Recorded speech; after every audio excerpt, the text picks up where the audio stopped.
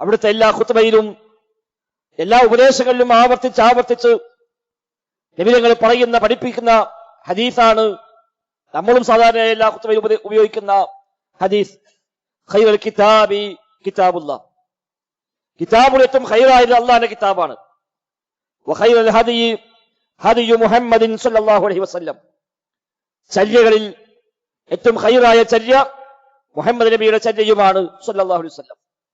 ശേഷം നബി തങ്ങൾ പറയും വശർറൽ ഉമൂരി മുഹ്ദസാതുഹാ, കാര്യങ്ങൾ ഏറ്റവും ദുഷിച്ചത്, ഏറ്റവും ശർറായത്, മോശമായത് മുഹ്ദസാതുഹാ, പുത്തനാചാരങ്ങളാണ്, പുതിയതായി ചേർക്കപ്പെടുന്ന കാര്യങ്ങളാണ്. വകുല്ല മുഹ്ദസത്തിൻ ബിദ്അ, അങ്ങനെ പുതിയതായി ചേർക്കപ്പെടുന്ന മുഴുവൻ കാര്യങ്ങളും ബിദ്അത്തുകളാണ്, അനാചാരങ്ങളാണ്. വകുല്ല ബിദ്അത്തിൻ വലാല, എല്ലാ ബിദ്അത്തുകളും വലാലത്തുമാണ്, വഴികേടുമാണ്. മറ്റൊരു റിപ്പോർട്ടിൽ വകുല്ലു വലാലത്തിൻ ഫിന്നാർ, എല്ലാ വലാലത്തുകളും വഴികേടിലുമാണ് എന്ന് നബി തങ്ങൾ ധാരാളമായി ഓർമ്മപ്പെടുത്തിയ 1000 തവണയെങ്കിലും അവിടുത്തെ നാവ് കൊണ്ട് പറഞ്ഞ ഒരു ഹദീസാണ് ഈ ഹദീസ്. എന്തിനാണ് ഈ ഹദീസ് സ്ഥിരമായി ഓർമ്മപ്പെടുത്തിയത്? നബി തങ്ങൾ എല്ലാ ഖുത്ബയിലും അതുണ്ട്, അവിടുത്തെ എല്ലാ ഉപദേശങ്ങളുടെയും തുടക്കത്തതുണ്ട്.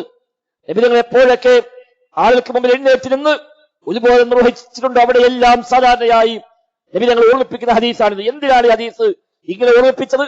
ഇത് ഇസ്ലാമിന്റെ അടിസ്ഥാനമാണ്. മുൻഗാമികളായ പണ്ഡിതന്മാർ പറഞ്ഞു 4 ഹദീസുകളാണ് ഇസ്ലാമിന്റെ മൊത്തം ആശയം സ്ഥാപിതമായത് എന്നാണ്. അതിൽ ഒന്ന് ഈ ഹദീസാണ്. 4 ഹദീസുകളിൽ ദീന് മൊത്തം സ്ഥാപിതമായിരിക്കുന്നു. അതിൽപ്പെട്ട ഒരു ഹദീസ് ഈ ഹദീസാണ്.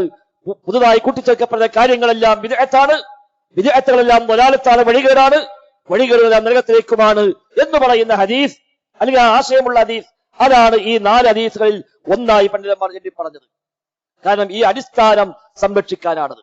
നബി തങ്ങൾ പഠിപ്പിക്കാത്ത ഒന്ന് ഇബാദത്തായി ചെയ്തുകൂടാ എന്ന, മതത്തിലേക്ക് കൂട്ടിച്ചേർക്കാൻ ഒരാൾക്കും അനുവാദമില്ല എന്ന, അധികാരമില്ല എന്ന ആ യാഥാർത്ഥ്യത്തെ ബോധ്യപ്പെടുത്താൻ കൂടിയാണ് ആവർത്തിച്ച് ഈ ഹദീസ് റസൂലുള്ളാഹി സ്വല്ലല്ലാഹു അലൈഹി വസല്ലം തങ്ങൾ പഠിപ്പിക്കുന്ന എന്ന് നമുക്ക് മനസ്സിലാക്കാൻ സാധിക്കും.